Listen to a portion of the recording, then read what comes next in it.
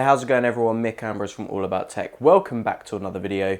In today's video I'm going to be showing you my retro collection setup, talking through what I've done to create in the space that I have. What do I collect? Why do I collect it? I'm going to talk about the arcade machine as well and what I use to play my collection as well. Apologies if you can hear building works outside. I live in a new building development basically, so there's still a lot of building works going on and it can get quite loud unfortunately, so bear with me on that. I hope it's not too bad, and yeah, let's get straight into the video. I hope you like it.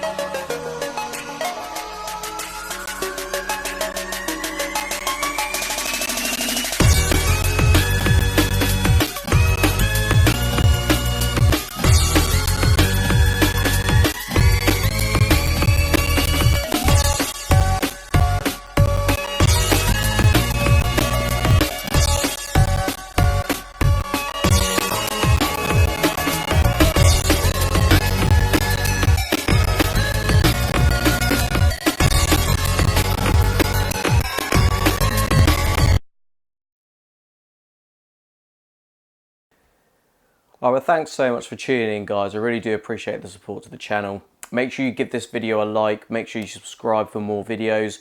I'm going to be doing a lot more about my retro stuff, just because it's something that I am really into. And I want to share these experiences as well. I mean, I'm very much at the beginning of my collecting journey as such. I've only recently moved into this house where I've had the space to be able to create things like this. So this is very much the beginning for me. So a lot of content to come, a lot of stuff to collect. I really cannot wait. It's going to be awesome. But what I figured I'd start off with is I'll tell you how I achieved the kind of the structure of this so far. I mean, obviously there's not a lot in terms of games. And that's because, like I said, I'm at the very beginning of my journey. And with only two main kind of shelving units, there's not really too much I can put on this at the moment anyway. And at the moment, because my collection is so small, I've kind of just filled it with more like modern stuff as well as what is considered pure retro. So what I've done to achieve this is, and it's very cheap actually. It was very cheap for this actual shelving setup. They're two IKEA Billy bookcases. I think they were like £25 each, £20 each. They were really cheap. They are over 2 meters tall. They almost touch the ceiling. So you're getting a lot of height. So you can get a lot of shelves in there. You can buy more shelves. I'm going to need to buy more shelves at some point. They're only like £4 a shelf. Well, I say £4 a shelf. If you're buying loads of shelves, that actually adds up to more than what the bookcase is worth. But like I say, it is a very cheap solution.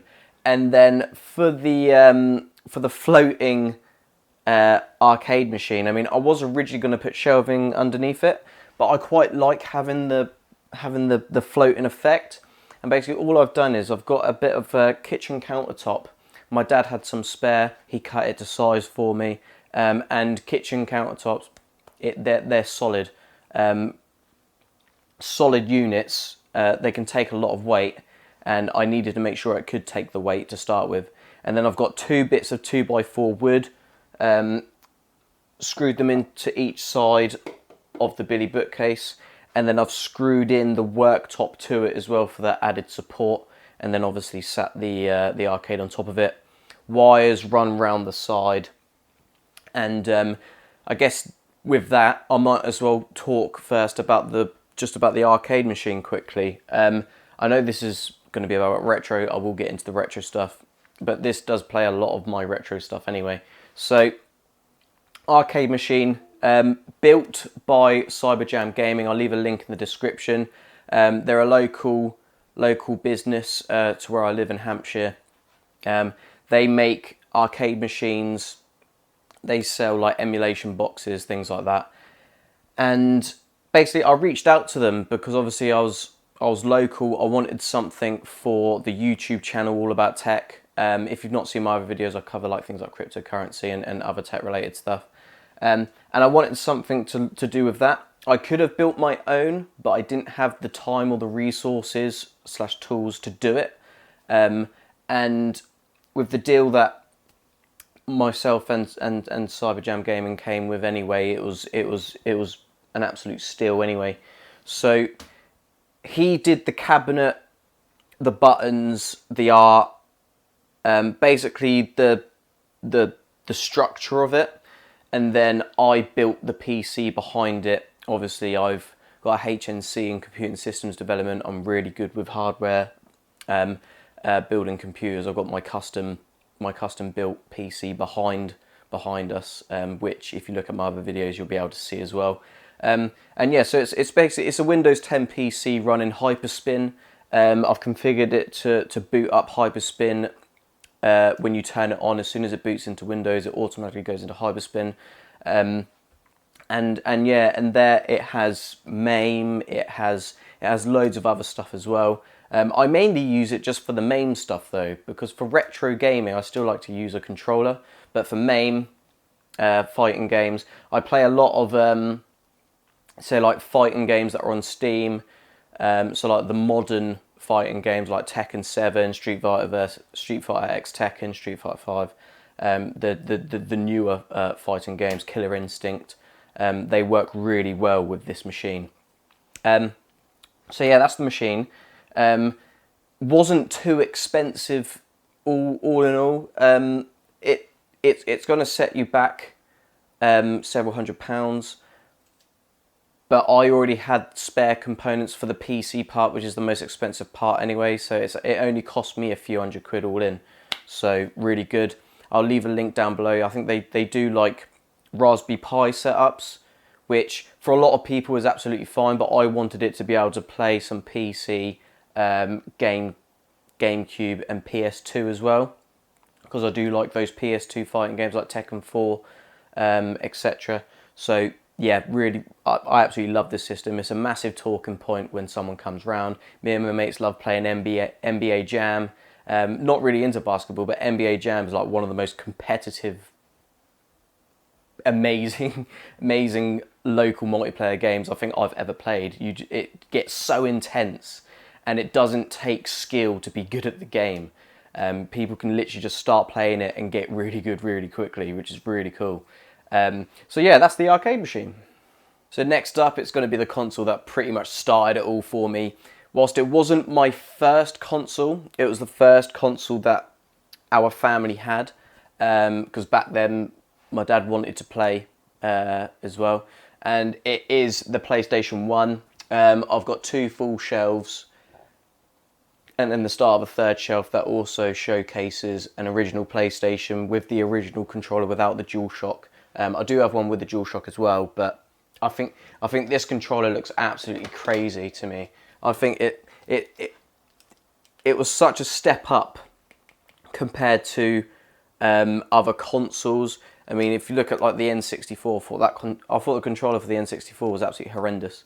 I never had an N64, so for me it was always the PlayStation. But yeah, some of the highlighted games. The first game I really got into, and it's been my favourite gaming series ever since. It has got to be Tomb Raider. I remember I was only about 7 years old, and my dad used to play the hell out of this, and he actually got stuck on a level, and then I'd managed to pick it up and get through that level for him, and ever since then I've been hooked to Tomb Raider. My favourite Tomb Raider of the series has to be Tomb Raider 2. I really love the storyline of it, going after the dagger, going to I think the level design in this game is absolutely insane. I remember the cheats that you used to be able to do in it, and you could make Lara explode, which was absolutely ridiculous. But yeah, I really enjoyed this game, Tomb Raider 2. It is my favourite out of the series, and one of my very favourite games ever. In terms of gaming series, I don't think anything beats Tomb Raider in my opinion. That's just my personal opinion. Obviously, a lot of people play different games, etc. What else? We've got to love a bit of Crash Bandicoot. Crash Bandicoot, again, one of the best games I've ever played. My favourite Crash Bandicoot of the series has to be Crash Bandicoot 2. I just really love this game. It was so much fun.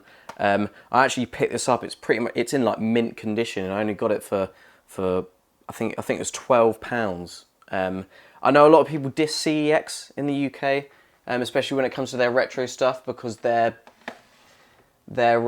pricing and for like condition bases, like boxed, you basically, for PS1 you have boxed or mint, boxed condition or mint condition, and boxed condition could literally mean anything. Boxed condition, technically it doesn't need the manual, it doesn't need the inlay, as long as it's in the box with the disc, that's boxed. And then mint condition, it has to be pristine, but they charge a lot more for it. They should have a poor, good, and mint condition rather than just a boxed and mint condition, because you don't know what you're getting. Especially with the PS1 cases, they crack so easily. What else do I? At the moment, I'm playing a lot of this. This was a hidden gem for me. My brother had this. I never had this. Heart of Darkness. This was really cheap. This was literally £4. £4, and it is such a good game. The artwork is amazing. From Infogrames. I think they also did the Alone in the Dark series as well. I can tell you that. Yep, Infogrames, Alone in the Dark, The New Nightmare. My other brother had this game, and back in the day, I used to poo my pants over this. This to me was really scary, Alone in the Dark. Again, this game was so cheap. I think there's so many great PlayStation 1 games that are still really low in price, which is absolutely fantastic. What else? One of my favourites ever made has to be Rayman. This game is super tough. I don't care what anybody says. Oh, it's all about timing. It is just a super hard game. To complete this game without having to do the password to get the 99 lives, it is, well, I'm going to say near impossible. I used to play this game a lot, and I would struggle with it massively. What else? My favourite fighting game of all time has to be Tekken 3. Yes, it's the Platinum Edition of the game. I did go into CEX initially, and because I have bought a lot of the cheaper games I have got from CEX because the value is pretty decent. I travel to there rather than paying £1.50 for every product if you buy it online. But I've got Tekken 1, 2 and 3 here. What else? Are there any other highlights for me? What I will actually mention is these games right here. So I posted on the Retro Games Facebook page that I've recently picked up a couple Final Fantasy games. I picked up 9 and I also picked up 8 as well. But I've also now picked up 7 and 6, all in amazing condition. And I've never played the Final Fantasy series. I'm currently playing 9 first, and I've got to say, I am actually having a really good time with it. I am into RPGs, like the turn-based stuff. Like I have been into it, but I've just, for some reason, I've never played the Final Fantasy series, and I'm really enjoying number 9. So I'm looking forward to going through all of those games when I get the time. And yeah, few other honourable mentions. Abe's Odyssey. This game was sick. For me, it was a lot of fun. Some of the things that you can do with Abe, like you can make him fart, it's just random and funny. Trying to escape, taking as many slaves with you as possible. Yeah, absolutely insane. And then maybe apart from that, just another couple mentions. Maybe Worms, the original Worms. I actually got this from a retro game store in Southampton called Retrohut. It's a little tiny shop just outside of the Southampton city centre, more towards Shirley. But yeah, he's a really good guy. He prices them correctly. He doesn't try and rip people off. I'll also leave a link in the description. Really cool game. Really cool game. Really cool games that he has. And he's also getting new stock all the time. So yeah, that is PlayStation 1. So next up, we're going to talk about PlayStation 2. So I never had a PlayStation 2. I do have one now. The one that I have is actually my sister's. And yeah, so a few games that I'm just going to mention. Ratchet and Clank. I've never played this game, but I've recently picked it up and I'm going to be playing it soon, hopefully. The Grand Theft Auto series, 3, Vice City and San Andreas. These games were insane. I had these games on the original Xbox. I got years ago, I don't have it anymore, unfortunately, but I had the double pack for Grand Theft Auto 3 and Vice City. I had that on the original Xbox, and then also I had Vice City as well. Vice City, San Andreas as well, sorry. A game that I did play on the PlayStation 2 a lot was Lord of the Rings Return of the King, and the reason for it is because obviously it was local multiplayer, and you can play the entire story mode multiplayer. So it was so much fun, incredibly fun. One of the best local multiplayer co-op games I think I've ever played, to be honest. It is such a good game, especially considering like games that are like based on the movies. Not a lot of them end up being very good, but Two Towers and Return of the King were actually really good games.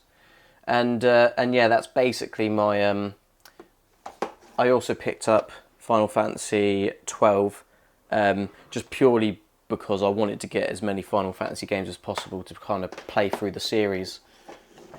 It's going to take me a long time, I assure you. But yeah, that's basically all I have to say about the PlayStation 2. Right, so if I didn't have the PlayStation 2, what did I get? And this is the console which I spent probably the most time on. Probably that and the PlayStation 1, but this was when I was getting a bit older.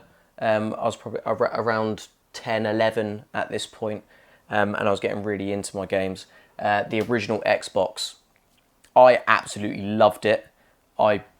It's probably my favourite console of all time, mainly because of one series, which has to be Halo 1 and 2. Halo 1 I got with my Xbox. I remember we moved to Spain when I was 9, and we lived there for like 4 years. But in the first year that we were there, I got an Xbox and it came with this, and it also came with another game, Midtown Madness 3, which I don't have anymore. I need to get. But that was super fun driving game. But yeah, Halo 2. I'd say my favourite Halo in the series is Halo 3, mainly because of how good the multiplayer was. The multiplayer in Halo 3 was amazing. The ranking system was amazing, in my opinion. And yeah, really great games. Basically changed first-person shooters. It was the main, probably the first proper first-person shooter that I owned. Let's see if I can pick out any other absolutely amazing games that I used to play as a kid. I absolutely love this game. Crash Bandicoot: The Wrath of Cortex. Probably the last Crash Bandicoot. I'd say that's really, really an amazing game. Because apart from 1, 2, 3, Warped, and Crash Bash, and obviously Crash Team Racing, which was absolutely insane, they changed studios a lot.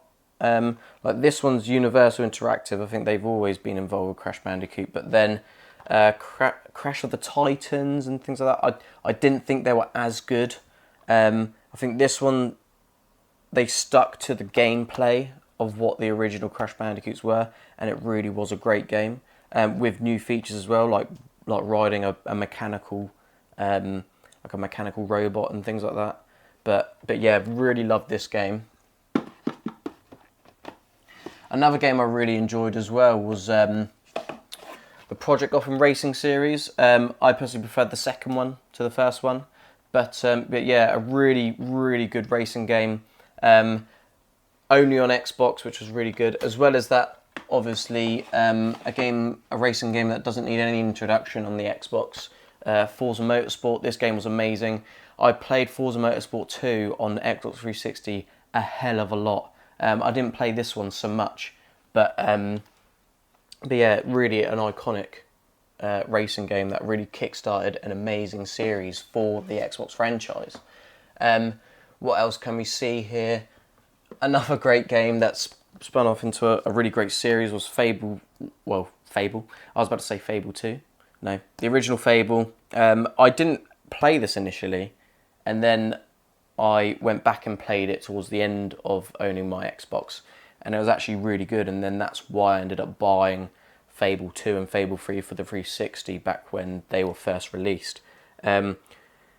Kind of, like, if you want a different sort of... so obviously you've got the Elder Scrolls game where they're based in the olden times. You've got an open world to explore and things like that. This is kind of like a jokey version. Well, not a jokey version, but not as serious, not as realistic in terms of graphics wise. It's quite cartoony, which I really like. I found it hilarious that in Fable 2 you could collect STDs. That was bloody hilarious. And you could get married and buy a house and have your wife there. And if they find out that you've got another mistress on the game, that's a no-go. You're going to be in trouble. What else? These games are really good. True Crime, Streets of LA, and New York City. These games were sick. I really enjoyed playing them. I didn't play New York City originally. I played a lot of Streets of LA. Kind of gives you that GTA kind of vibe, but it's nothing like GTA in the sense, because obviously you're a street cop, getting your own justice, really. But no, really amazing games, these two. And what else can we say about the original Xbox? Rayman 3, Soul Calibur 2. This was a really good fighting game. I didn't play the original Soul Calibur, but this Soul Calibur 2 was really good in my opinion. One of the better fighting games out there. And then a really good series that came on the original Xbox was a Splinter Cell series. So you got the original Splinter Cell, you got Chaos Theory, and Pandora Tomorrow. Obviously Chaos Theory came at last, but Chaos Theory for me was an amazing game purely because you had that multiplayer aspect. You could go through all of the missions in multiplayer, and one of my really good friends, Tom, he was obsessed with the Splinter Cell series, and yeah, we're actually currently going through Chaos Theory now, not right this second, obviously, but yeah, really amazing series of games. I always found it hard because I'm very bad at sneaking around. I'm not very good at sneaking around. I like to kind of just go all guns blazing in, and I'm not very patient. You need to have patience and you need to be stealthy if you want to complete that game. So it really taught me to just kind of slow down, and that you don't need to rush, and that you don't need to get caught every time, you know. So yeah, that for me. There's a lot more Xbox games I'm looking to get. That's my Xbox collection. Now, when I said that Tomb Raider was my favourite ever gaming series, I may have a slight correction, and it's quite childish. It's from Nintendo. It's got to be the Pokemon series. At the moment, my Pokemon series consists of Red, Blue, and Gold. Obviously, these games they're getting quite pricey to pick up these days. And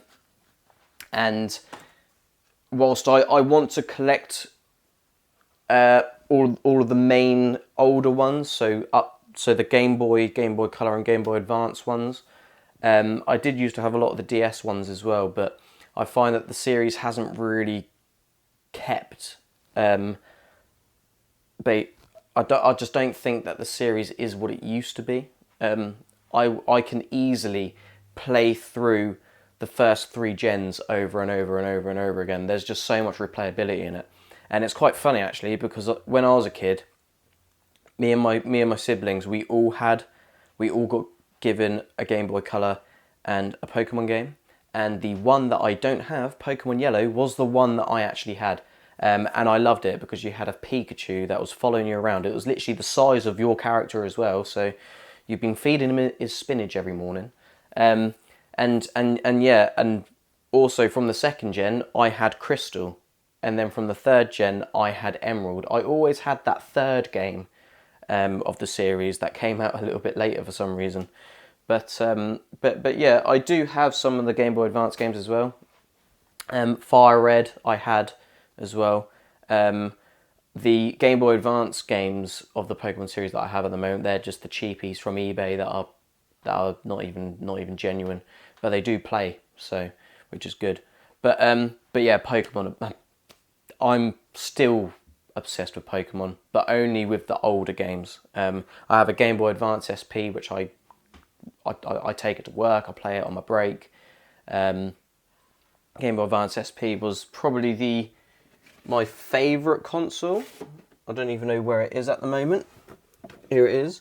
I need to do a shell replacement because the one I have is pink. It's not the AGS 101, unfortunately. It's the 001, so it doesn't have the really bright LCD. This one just has like the front light.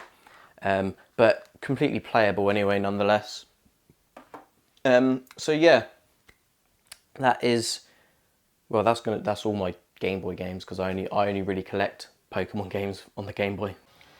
So if you made it to the end of the video, I want to say congratulations, because I hope I wasn't too boring for you. Obviously, this is the very start of my retro journey as such. I'm going to be creating a lot of content to do with this. I'm going to be creating a lot of content to do with the arcade machine, because I absolutely love this thing. I absolutely love it. If you want me to do playthroughs of games, I'm absolutely happy to do that. And yeah, that's basically it. So let me know of any games that you think I should pick up, games that you recommend I should play.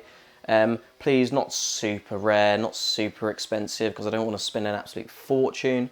But yeah, if you want any details of how I've set this up, etc., leave me a comment in the comments below.